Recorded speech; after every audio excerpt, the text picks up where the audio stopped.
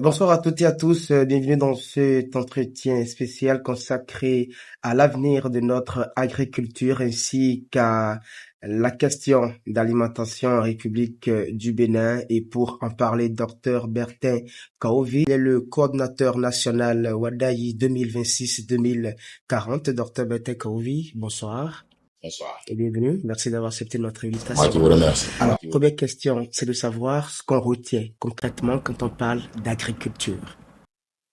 Alors, quand on parle d'agriculture, c'est ma foi l'activité humaine qui permet de produire ce qui va se manger en dehors de ce qui apporte de compléments en protéines animales.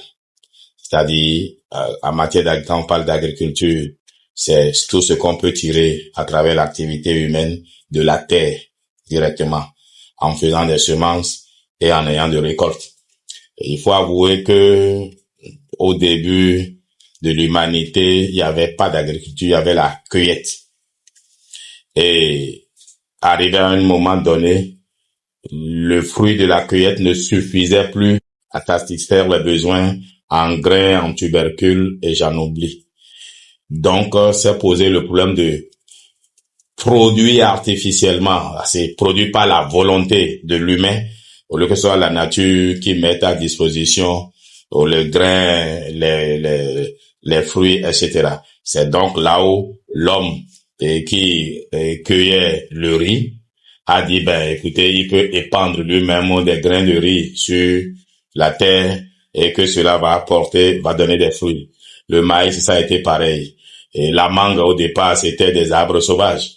Par la suite, ils se sont dit, il n'y a pas assez de manguiers et il faut planter. Donc, c'est de là qu'est née l'agriculture. Et selon vous, quel est justement le poids de l'agriculture dans le développement d'une nation? Autant vaut le ventre, mais autant vaudra la paix dans une nation. L'agriculture, c'est la base.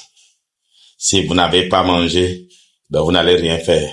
Donc, dans les pays développés, le pourcentage, le taux de l'apport de l'agriculture dans le produit intérieur brut aujourd'hui est faible, mais ce taux-là permet quand même de nourrir ces pays-là et le surplus est exporté. Dans des pays comme le nôtre, l'agriculture est à au moins 60% de la contribution au PIB, de la constitution du PIB de nos pays. L'agriculture est essentielle pour des pays en voie de développement comme les nôtres, surtout qui continuent d'importer à manger d'ailleurs. Figurez-vous, le Bénin, pour parler du Bénin, importe encore du riz, de l'huile. C'est pas bien. Nous importons même de la farine de blé. Je vous le souffle, on peut bien produire le blé chez nous. Partout, le fonio pousse, le blé peut pousser. Le Burkina et le Mali, et le Niger font déjà l'expérience, le Tchad aussi. Donc oui, l'agriculture occupe une position essentielle dans notre économie. Évidemment, j'ai voulu être puriste. Sinon, souvent, quand on dit agriculture, nombreux voient agriculture, c'est-à-dire les travaux champêtres, voient l'élevage, voient la pisciculture, voient la pêche. Mais ici, je veux, au fait, rester puriste en me contentant de l'agriculture qui est l'activité de tirer de la terre des vivres, au fait. Voilà. Et pourquoi justement pensez-vous qu'aujourd'hui, il est important de changer le modèle d'agriculture au Bénin? Alors, ce n'est pas seulement le Bénin, c'est un peu partout.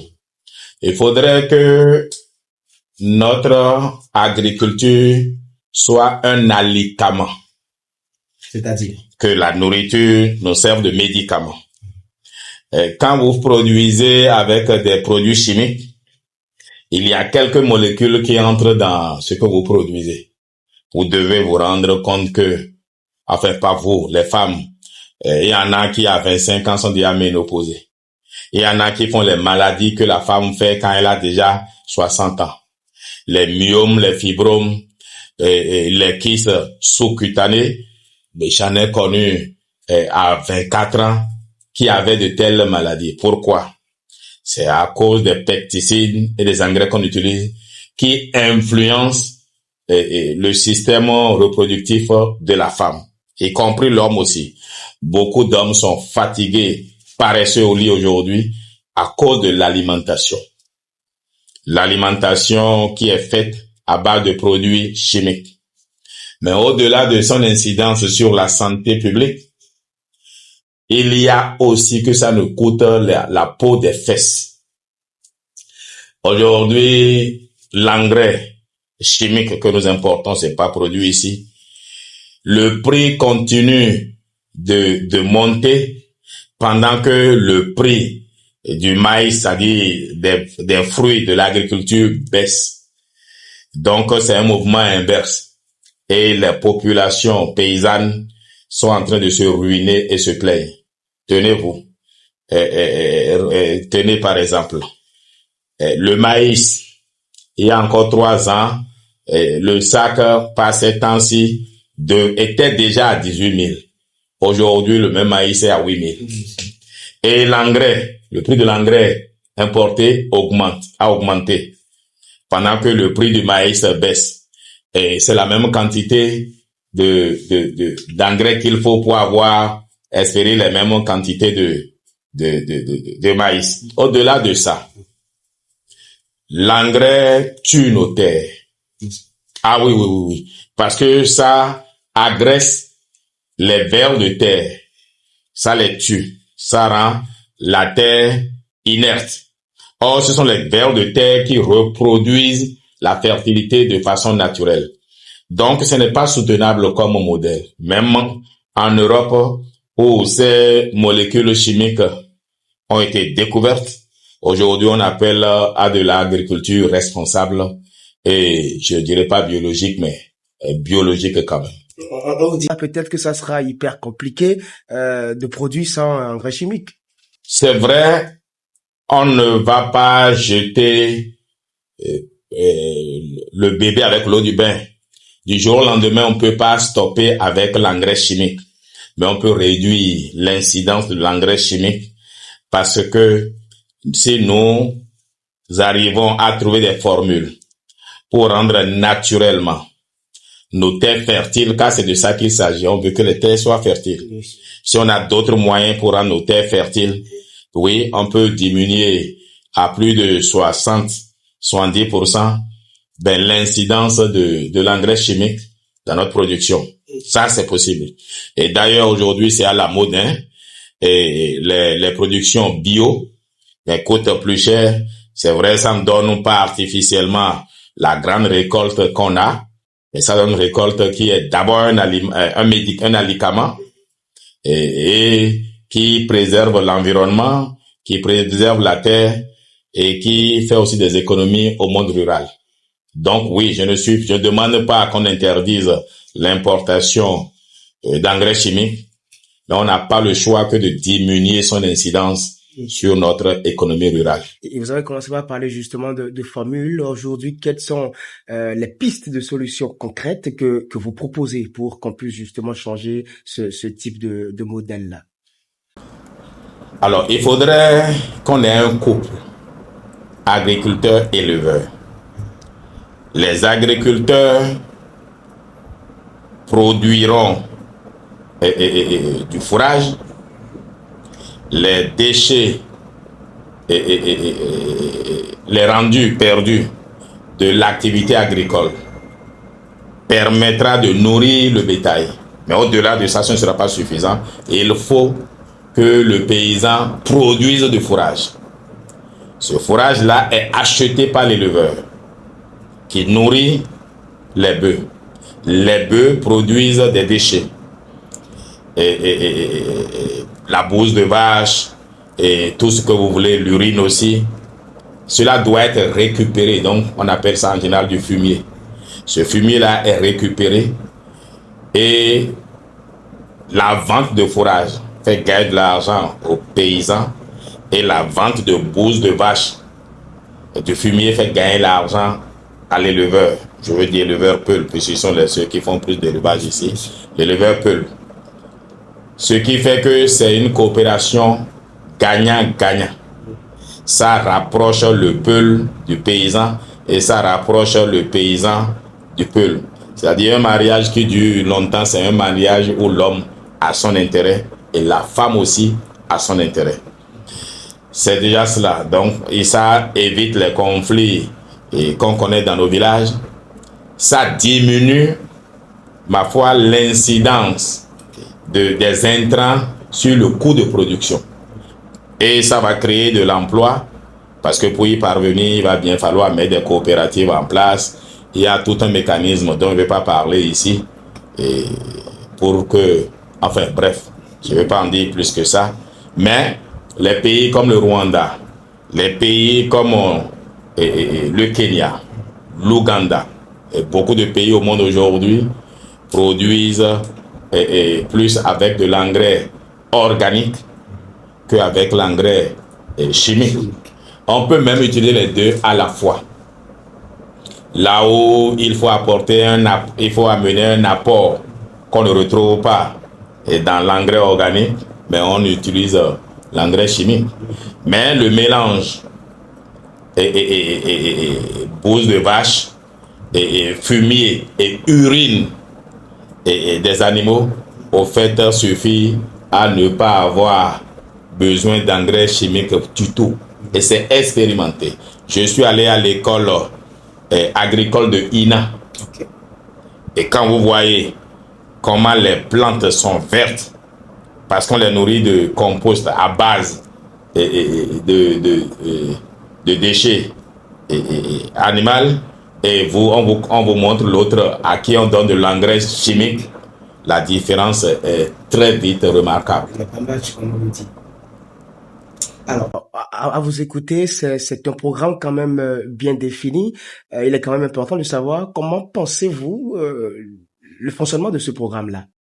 C'est un programme qui ne dépend pas d'un individu. C'est un programme qui ne dépend même pas de qui sera ministre de l'Agriculture demain ou bien ministre du Développement Rural. Ah bon? Non, c'est pas de lui que ça dépend. Ça dépend du chef de l'État. Okay. C'est le président élu qui doit porter un tel projet. Parce que ça a d'incidence. L'importation d'engrais profite à toute une chaîne. Je parle même pas du Bénin. Ceux qui produisent l'engrais à l'étranger ne seront pas contents que désormais un petit pays comme le Bénin ne dépende plus d'eux pour sa fertilité. Donc ça a une incidence à l'international. Avant même de parler de ceux qui peut-être importent les intrants. Donc si le prochain président n'a pas le dos large, ne partage pas l'idée de la souveraineté et ma foi alimentaire, rien ne se fera. Le ministre de l'Agriculture peut bien vouloir que ça se fasse. Le ministre de l'Économie peut bien vouloir que ça se fasse. Le ministre du Développement Rural peut bien vouloir que ça se fasse, ça ne se ferait pas. Donc, c'est de la responsabilité politique souveraine du prochain président. D'accord. Il y a une question tellement essentielle. En quoi ce projet-là a une incidence par rapport au conflit entre agriculteurs et éleveurs? Je disais tantôt, je savais que vous alliez poser forcément une telle question. Je disais tantôt, pour qu'un couple ne divorce pas, il faut que les intérêts soient communs ou du reste convergents. Et personne ne reste dans un couple, aucune femme ne reste dans un couple parce que le mari est beau. Il faudrait qu'il soit la solution à certains de ces problèmes. Et aucun homme ne garderait une femme parce qu'elle est belle si elle n'est pas aussi la solution à certains de ces problèmes. Puisque l'agriculteur et l'éleveur vont gagner de l'argent par leur coopération, il n'y a plus de problème. Aujourd'hui, les deux mondes sont opposés. Leurs intérêts sont divergents. Mais dès que leurs intérêts vont se croiser, l'éleveur peut le fera tout pour que ses bœufs n'aillent plus brouter dans le champ de l'agriculteur. Que l'agriculteur produit des plantes fourragères qu'il achète et le paysan aussi fera de telle sorte que le peuple ne manque pas de quoi nourrir sa bête afin que sa bête fasse plus de déchets de bouse de vache, et que lui puisse, pour que l'usine qui doit, parce que ce n'est pas la bouse de vache qu'on prend directement, qu'on amène, qu'on va épandre sur les champs, et non. Il y a un traitement en usine, et c'est séché, c'est mis en sac de 50 kilos, et que l'on épand sur la terre. Bon, je ne dirai pas dans les détails aujourd'hui, on n'y est pas encore. Donc voilà. Et quels seront justement les bénéfices pour la population? La population, D'un point de vue économique surtout. Oui, la population va manger de l'aliment sain. C'est surtout ça d'abord. Les petites maladies que nos sœurs affectionnent, tu appelles quelqu'un, oh, c'est qui me gêne, c'est fibrome qui me gêne, machin, ces trucs-là vont disparaître. Les femmes qui ont de perturbations au niveau de leurs règles, de leurs menstrues, qui ont en un an, alors qu'une femme en bonne santé devrait régler chaque mois, c'est 4 fois qu'elle règle dans une année. Sinon, il y en a même, c'est 2 fois. C'est l'influence de cette alimentation. Il y en a même qui sont plus bien fertiles aujourd'hui. On passe chez le gynéco tout le temps parce que la femme ne tombe pas enceinte. Ça va diminuer. Est-ce que vous savez que les engrais chimiques et même les pesticides et autres ont une telle influence que il y a des grenouilles femelles qui, restées dans l'eau et polluées par ces produits-là, développent des capacités à devenir mâles. Et la grenouille mâle devient femelle. Oui. Et ça nous préoccupe. C'est ça l'incidence qu'on voit là sur les animaux. Ça aura les mêmes problèmes sur nous. Mais là, au-delà de ça, c'est avoir de quoi manger à bon prix. Et surtout, aujourd'hui, le coût de production pour le paysan, c'est 60% à 70% l'intrant.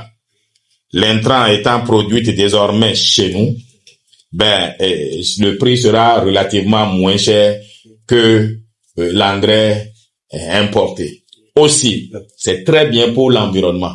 Ça permet aux terres mortes de se régénérer.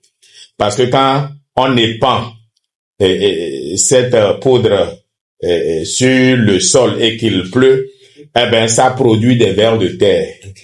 Or, ce sont les vers de terre, par leur activité, qui permettent ma foi, de fertiliser de façon naturelle les terres. Et nous allons récupérer une bonne partie de nos terres mortes. Est-ce que ce projet s'inscrit dans une transition écologique? Absolument.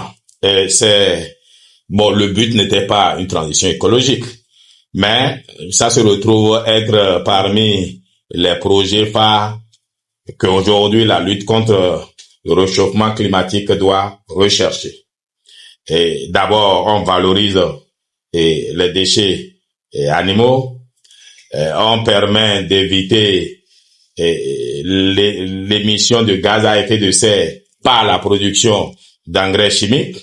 On détruit moins l'environnement et les poissons, puisque les engrais qu'on utilise sont lessivés par les pluies et qui se retrouvent dans nos cours d'eau.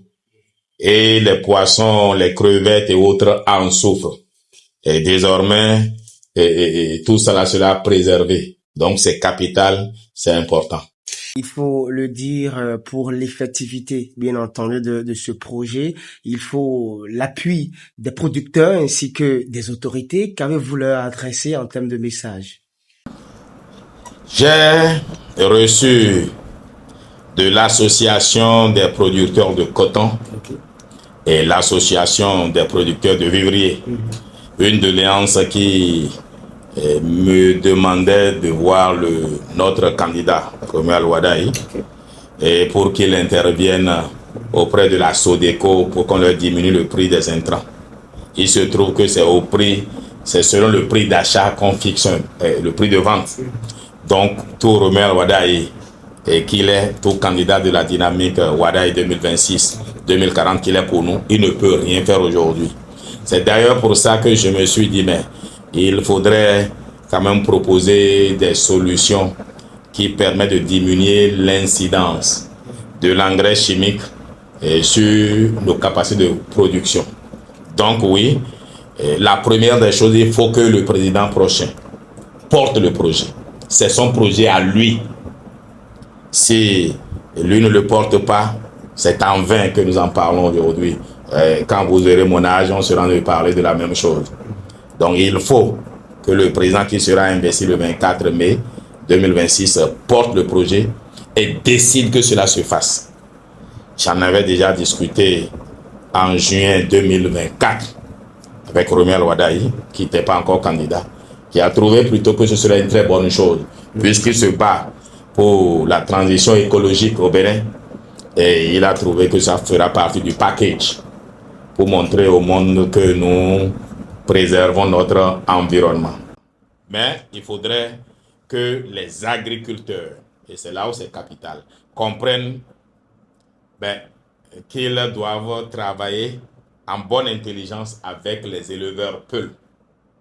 Et il faut que les peuls comprennent aussi qu'ils doivent travailler en bonne intelligence avec les agriculteurs.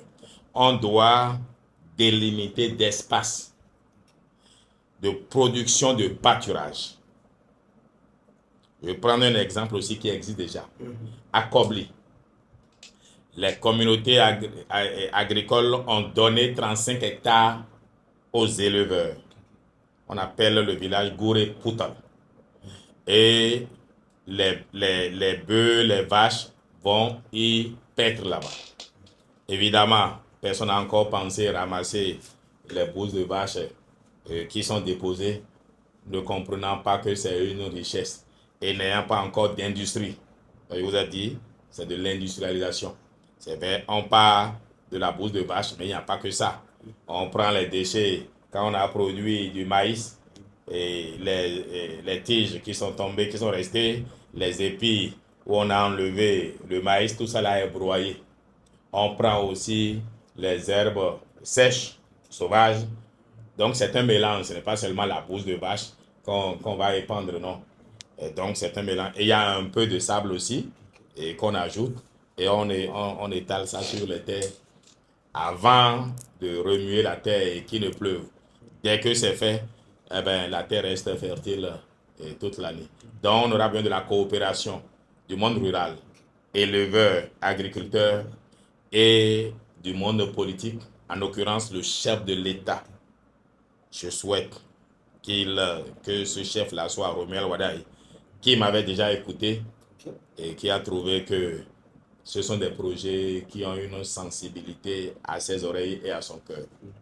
On dit souvent que le fourrage nourrit le bétail et que le bétail fertilise les champs et que ce sont les champs justement qui nourrissent la nation. Docteur Bertin Kohovi, franchement, merci à vous. C'est une trilogie et qui est indispensable que nous puissions réellement atteindre l'objectif 2060.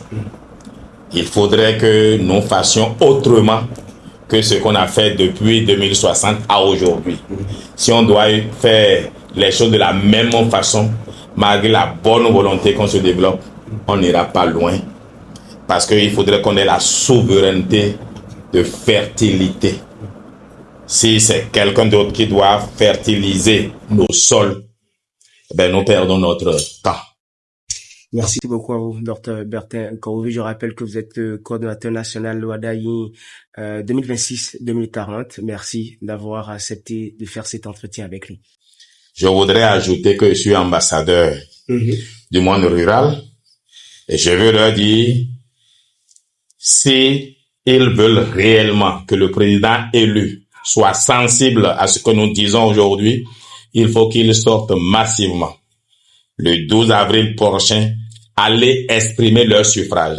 C'est à cette condition et à celle-là seule qu'on peut dire à quiconque aura été élu. Et moi, ma prière, c'est que celui-là soit Romuald Wadaï, qu'on puisse lui demander de vraiment voir comment alléger les coûts de production aux agriculteurs.